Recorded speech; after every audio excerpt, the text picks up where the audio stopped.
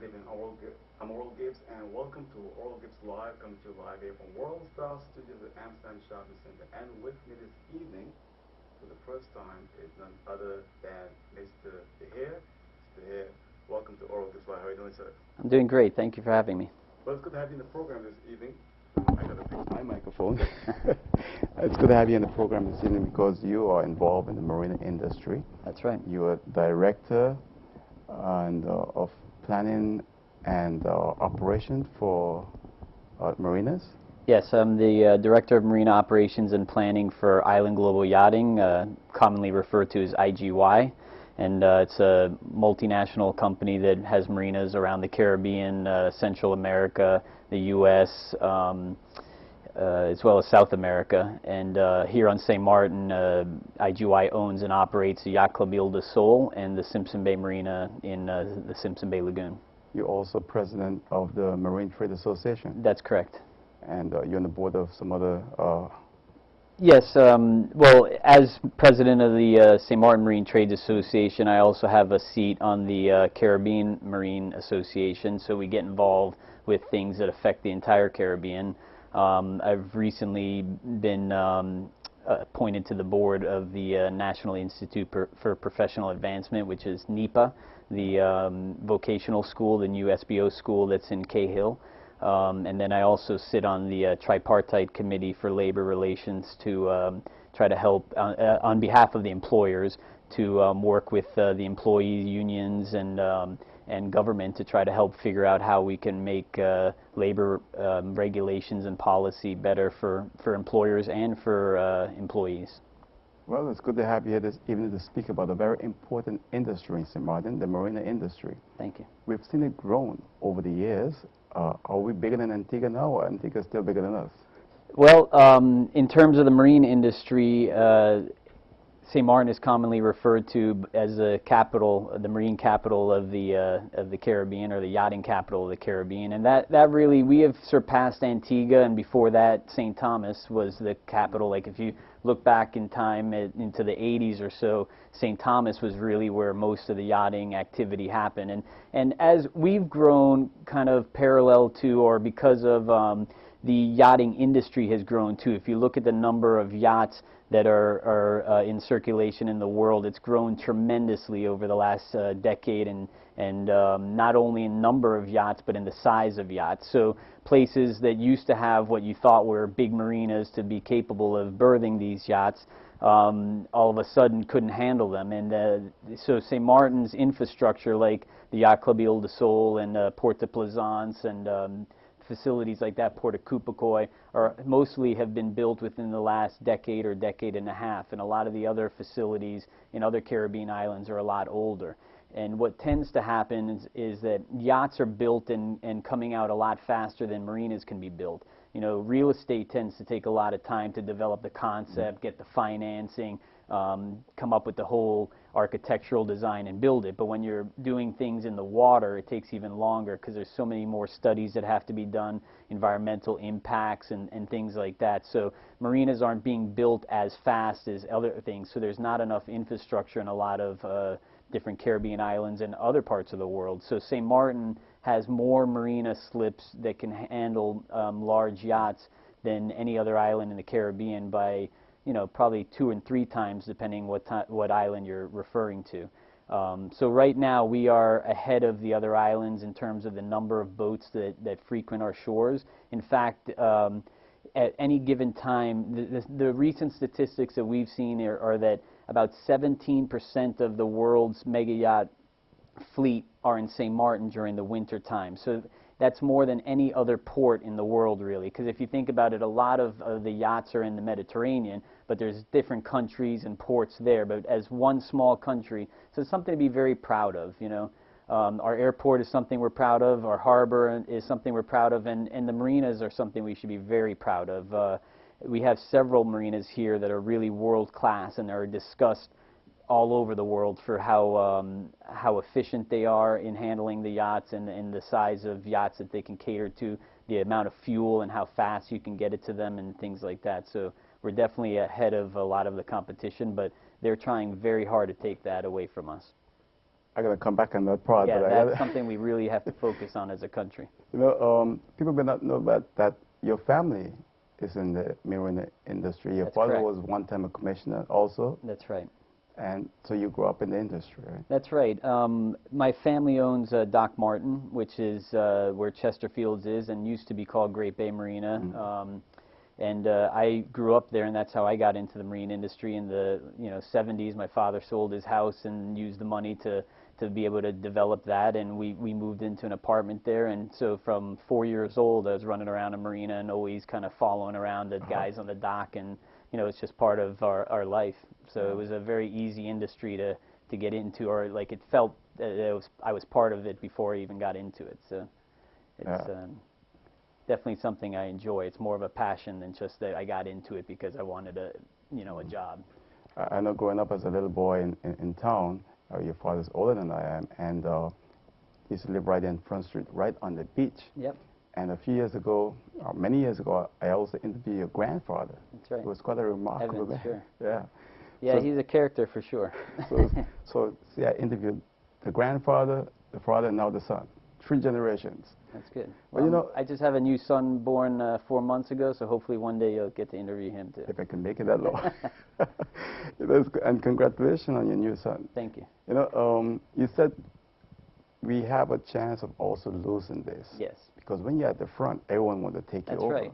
And you also went to Parliament, I understand, Yes. and spoke with members of Parliament about your concern. I understand that there's some issues with SLAC, which is a government agency that was formed to regulate certain part of the marine industries for the bridge, the lagoon, and so forth. What's the real issue there? Well, first let me talk about the concern. Everybody sees right around now the marinas are full, and they say, well, look, what are you so concerned about? The boats are back, they're here. What's the problem? Well, the boats are always going to come from around December 15th to January 15th. And the reason being is because of St. Bart's. All the charters that are happening in the Caribbean, St. Bart's is the spot they want to be. And Anguilla to a lesser extent. But if it wasn't for St. Bart's, really we would not have much of an industry as far as mega yachts are concerned. And so specifically they want to be there for the Christmas, New Year's charters. But it's the time before that, so really around November, and the time after the January 15th period, that then the boats start to think about things and whether they should stay here in St. Martin or they should go to one of the other islands in the Caribbean like Antigua or St. Thomas, for instance. Those are our 2 biggest competitors, and stay there. Because what most people don't realize is these yachts are businesses. Probably about 90% of them that are here are really here for charter. So the best way to look at them is like the houses that we have in the lowlands, for instance. Wealthy Americans, for instance, or Europeans will buy these houses as their second or third home, and they don't use them all that often, so they'll put them on a vacation rental that you can rent them by the week. So the same thing with these yachts. To defer some of the costs, the owners will put them in a rental pool and try to find charters for them. So mostly the people that are using these yachts are not the owners of them. They're just paying by the week or the day, depending on how long they want to rent them for.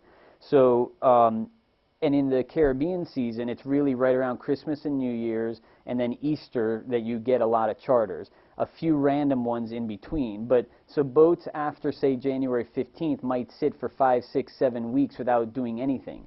And so when we become too expensive as a destination, and I say expensive compared to the services we're providing, then they start to look other places. And the cost is one issue, but other things like crime. So when I was speaking with Parliament, for instance, we showed a graph of occupancy over the last, say, 5 years, and you see how everything was going great, and up to around 2005, everything was like we were really at the peak of our occupancy. And then the global economic crisis happened, and you can see where it dropped down. And that's to be expected. That was pretty much across the board with all industries, right? And the whole world, not just St. Martin. And that was an external force that we couldn't really control. But then, a couple of years later, we had some murders take place and a lot of violent crime on St. Martin.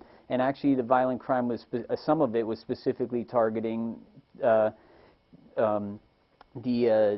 crew on the these yachts. And so they actually killed one of the chefs that was on the yacht, and immediately the captains and all that, they react to that, and then they look for someplace else to go to that they feel would be safer. So the following year, after that crime, was one of the worst years we've had in terms of occupancy because of issues that started here on St. Martin.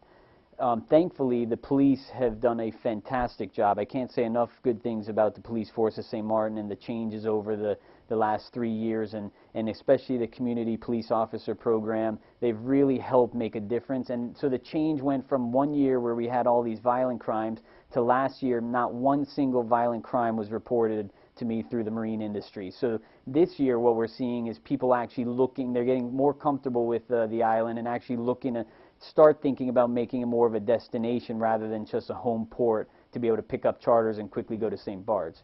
But to go back to the question of where are the threats from like the Simpson Bay Lagoon Authority and things like that is, from the mega yacht point of view, the bridge is a concern because most of the other destinations, they don't have to go through a bridge.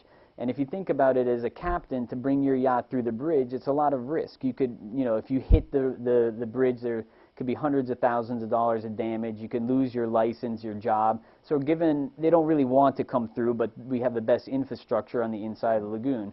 But then the fees and all that are not in line with what they would feel they should be paying in terms of the services they're getting back. But you know what? They'll still be paid. That's really not the concern so much. It's the smaller boats and what we call in the industry the cruising class boats.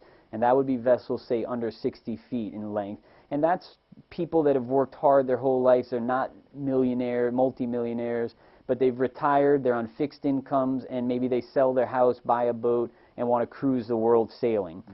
And to them, they're very price conscious. So something like a bridge fee and a mooring fee. So the mooring fee meaning once you paid the bridge fee to come in, then you have to pay every day to the government to slack a fee, whether you're at a marina or in the lagoon. And that becomes a problem because they're not really giving any services for those fees. Like they're not given a place to come up and get water, to pump out their septic, their waste oil, even to drop their garbage off.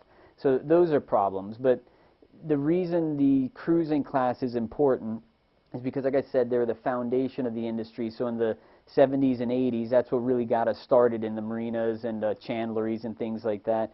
But more importantly, if you're a young St. Martiner and you're learning a trade, hopefully maybe at the NEPA school that just opened up or any of the other schools, or you've studied abroad and you've come back here, chances are you're not going to be asked to work on a mega yacht because, you know, like to repair the engine or do something because they're so technical that they have to fly in specialists. So it'd be like, you know, the new Airbus lands on St. Martin, we may not have a mechanic that can run out and do something. If they had a major issue, they may repair it back in France where it was built or something like that. So similarly, if there's a problem on one of these large yachts that was built in the Netherlands, for instance, they might fly in a specialist.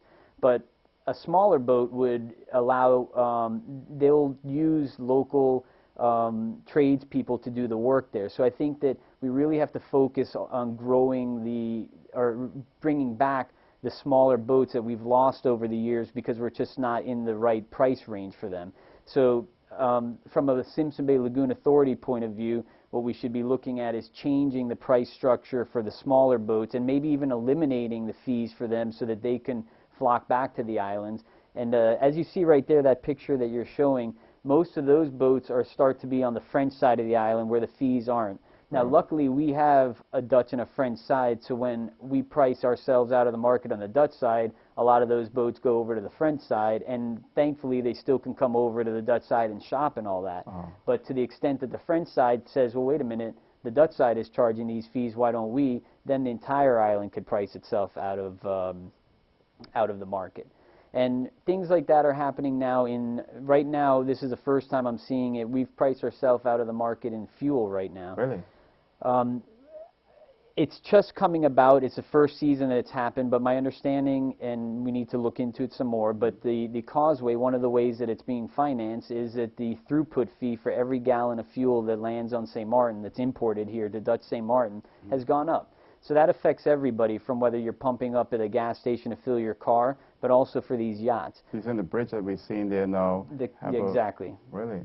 So So what that means is that our purchase price from the marinas to be able to buy them from the suppliers, because at the time like a Texaco or a Sol gets it on St. Martin, their cost after they've paid all these taxes is higher than other islands. So by the time they sell it to us and then we're able to sell it to the yachts, the price we're actually buying for more expensive from our suppliers than yachts can buy at a marina in, say, St. Thomas, Antigua, and Barbados. So for the first 17 days of December, we sold 70% less fuel at Ile de Sol, as an example, compared to 2012. So there's a lot of concerns there because, number one, if a boat stops at another island to take on fuel, they usually don't stop just for the day. They're going to stop for multiple days.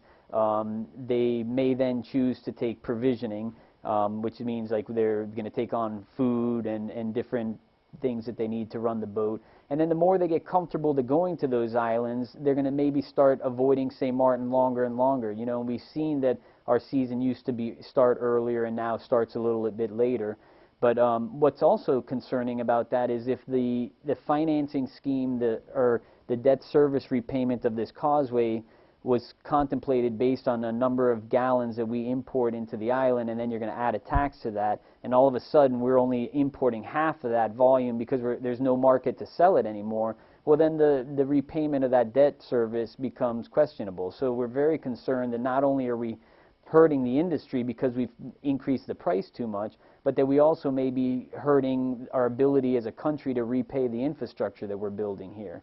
So to be clear, I want to say I have no problem with the causeway. I cannot wait till it's open, and I'd be the first person to drive across it if I can, because, you know, the ease, it's going to help traffic for sure. Yeah. The question is, can we afford it, and at what cost is it really going to be at the end of the day once you add in all the financing and all that? And if you, not only the financing, but if the marine industry is losing business, which means we're not paying as much turnover tax, not as much wage tax, profit tax, all those things, the coffers of the government, all the revenues may actually decrease based on this. So we need to be very careful with that. So have you spoken with the harbor about these concerns? Yes. Well, the concerns about the fuel are just arising. We're just figuring that out because this is the first season where we're so far price different from the other islands. So just today I've had conversations with our fuel providers, with people within the industry and within government, and as well with the harbor, just to let them know that this is happening. And in their defense, I'm not sure that anybody could have foreseen that we would be that far out of line from a price point of view. So this is one of those things we need to be quick to react. You know, as I started to mention before, St. Thomas was the capital of yachting in the Caribbean in the 80s, and then Antigua in the 90s, and then now it's us. And it's not just that these things happen by coincidence. It's because changes within government structures or crimes or taxes and costs and there's a lot of things that can change it. So, and you got to remember, these yachts can pick up their anchors and take off their line and leave and never come back to St. Martin, and it wouldn't hurt them at all. And then we have all this infrastructure and all these people that are looking for jobs, and so it is a very important thing that we keep our eye on the ball and understand the industry and be careful that government and different, whether it's the Simpson Bay Lagoon Authority or any regulatory body, doesn't make decisions in a vacuum. There needs to really be transparency and communication in order to understand how it will impact all of the industries, because although it's great to have a causeway, again, if anybody would have had this conversation and a lot of people sat in a room and thought about it and said, well, what if we're pricing ourselves out of the market, maybe we would have come up with a different way of paying it back, and we still may have to do that. I don't know where the conversation is going to go, but clearly it's a concern. If you look at the industry, the marine industry, you said earlier, it makes up 15% That's of right. GDP. That's huge, Huge. For island like St. Martin. Yeah, so if you, in terms of numbers, 15% of the GDP represents about $350 million in revenue that's on that's brought into St. Martin. That means whether it's the marinas, the chandleries, the boat yards, but also the spin-off businesses. So the car rentals that rent to the crew, the supermarkets that sell food to them and all that. And this study was done by the Central Bureau of Statistics, the one that government uses too. So it's a real number, you know. And so $350 million, if you were to take that, that's equivalent to about 80% of the entire budget of the St. Martin government. So it's a huge number, and it's something that there's potential for it to grow, but there's also the potential, if not taken care of, for it to drop very quickly. The problem is that once it's gone, you have to spend so much more money to get them to come back. And Antigua is doing that right now. They lost it to us, and you can see the government has woken up there, and they're spending a lot of money on advertising Antigua now. If you open up magazines and the yachting magazines, they're probably 5 times as much as us, the government is spending on advertising Antigua. And we don't really spend that much at all on St. Martin's tourism compared to how much, you know, it's 100% pretty much of our economy, yeah. But yet it's a very limited amount of our budget actually goes to market St. Martin, and even less to market St. Martin as a yachting and cruising and marine destination. So that's one of the initiatives that the St. Martin Marine Trades really focuses on, is marketing the island. Looking at how the industry is, I understand that one of the marinas that you manage, Isla del Sol, is up for sale? Well, it's funny you should say that. It's not for sale. But we have heard that people from the harbor have made inquiries into buying it, and have even had some people come in to do some appraisals of marinas on St. Martin and figure out what the value of it would be. And that is concerning to me. Everything's for sale, and the harbor should be able to expand and grow, and so I have no problem with that. And I think the harbor does a fantastic job in running one of the world's best, and at least the Caribbean's best, cruise facility. The cargo is great, but you can't have, or you shouldn't have, a company that's competing with us and actively trying to buy us, actually regulating us. So when I say regulating us, it's because the Simpson Bay Lagoon Authority, which is SLAC, that controls the bridges and now the causeway and sets the price for a yacht to come into the lagoon. The harbor oversees SLAC. So the same CEO of the harbor group of companies oversees the Simpson Bay Lagoon Authority. And what's more concerning there is that for years we've been telling them that the price structure of the bridge fees and the harbor fees is not in the best interest of St. Martin, and it's actually hurting the industry because, you know, sometimes if you want to increase your revenue, you actually drop your price because you increase the volume. So you want to sell more of a product. And for St. Martin, and for the Lagoon Authority, that's even more important, because if they drop their price and get more boats in and can keep the same revenue, the spin-off businesses for all the other businesses within the lagoon and on St. Martin make more. So not only is their fee potentially going to, or revenue potentially going to go up, but then the entire GDP of St. Martin can go up. But they've ignored that fact, or the conversation. They won't have it with us, and they've never changed the fees. So it's continued to drive the industry down. And then once after years you've made our companies worth less, then you try to buy us. There's something not right about that, in my opinion, anyway. So then they've never been supportive of the idea, discussing and trying to look at how to, say, lower the fees for the lagoon, Great Bay, etc.? No, we've had many conversations going back for years and years, written, verbal, in Parliament, everywhere, talking about this, and to date the fees have not changed. A certain segment, and because the fees are a progressive system, meaning that the smaller boats pay less and there's different tiers, and as you get bigger you pay more. And there was some change early on in just a couple of the segments, but not across the board. And it's not so much just the amount they're charging, it's the way that they're charging it. So we've said things like, why do you charge a boat every time you go in and out, when we want them to be encouraged to come back in? So you should be looking for things like a cruising pass. You pay once and you can stay all year, or pay by the month, or, you know, discounted the longer you stay. And things like that have never happened, and there's not the type of back and forth communication that there really should be if there was a real earnest desire to work to better improve the entire industry.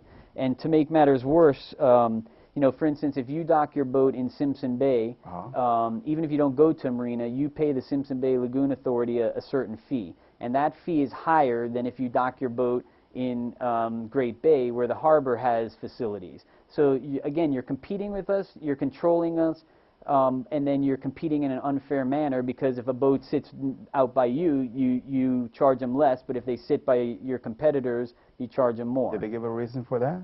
Never. Not to us, anyway. And, you know, we should be having that conversation, and at least you should, if maybe there's a very valid reason for it, and if there is, I think we should at least discuss it. In case you've just joined us, you're watching Oral Gibbes Live. I'm here to speak with Mr. Deher, and he is director, and he's also in charge of, he's on the board of many marinas in St. Martin. You're president of St. Martin Marine Trade Association. That's correct. You're director at East of the Soul. I'm Director of Marine Operations at Island Global Yachting, that owns Yacht Club Ile de Sol and the Simpson Bay Marina. Okay. And you're a man that grew up around the industry, so you know it very well. That's right, I do. Anyway, we're going to be taking your calls at 5422170. If you have a question or comment for my guest, Mr. Hare is here with us this evening, and we're talking about the industry. It's just amazing, because before you came in here, I didn't realize how huge the industry was. And before we were speaking, you told me, I asked you, well, approximately how many people are employed by the industry? I was shocked when you gave me a figure. Yeah, I'm sorry I forget the exact number of the last survey we had, but I want to say it's around 2,500, and that was a few years ago, and so it's growing, and there is a lot more potential too. And just to go back a little ways, we were talking about the issues with the Simpson Bay Lagoon Authority and all that. I should point out that the Marine Trades did meet with Parliament on 2 separate occasions, and they recognized the conflict of interest and that good governance needs to prevail. And we have met with Minister Ted Richardson, and he and his cabinet are working on trying to resolve this. So I should say that government does understand the issue, I think, and is working with us a lot more closely now. So we're very optimistic that changes will start to happen. And we want to see the harbor grow too. You know, I have no problem with the harbor, but we want them to be a competitor and a stakeholder, and maybe somebody that helps us to market the island and do things like that, but they shouldn't also be regulating us. It's just the point that we're trying to bring across. So the regulations come through the company that's called SLAC, right? The Simpson Bay Lagoon Authority Corporation, that's correct. And originally that was set up exactly so that the harbor, as managing the Great Bay Harbor, where everything, when I say the harbor, excuse me, I mean the harbor group of companies, but so that the issues that are related to cruise and cargo are not the same that are related to mega yachts and the cruising class that come into Simpson Bay. So similar to like when we didn't want Curacao making decisions that were good for them, because St. Martin had different set of objectives, and when you make a law or a change that was good for Curacao, it didn't necessarily mean it was good for St. Martin. The same type of thing. There needs to be a separation